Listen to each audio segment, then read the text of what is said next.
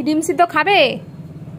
হ্যাঁ কি গো, মুখটা দেখো না, আজ পুরো চোরের মতো লাগছে। চোর চোর, যেন মনে হচ্ছে কাদের বাড়িতে চুরি করে এসছে। কি গো বরফি, মামা ডিম সিদ্ধ খাবে? ডিম সিদ্ধ, ওই দেখো, ওই দেখো কে খাবে, ওই দেখো কে খাবে, কে খাবে গো?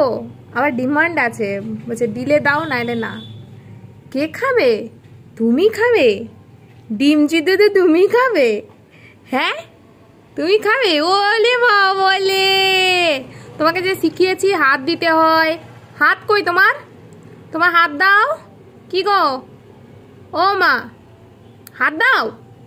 হাত না দিলে দেবো না কিন্তু। ও বাবা, এ কে? কোন দিকে তাকিয়ে বসে আছো?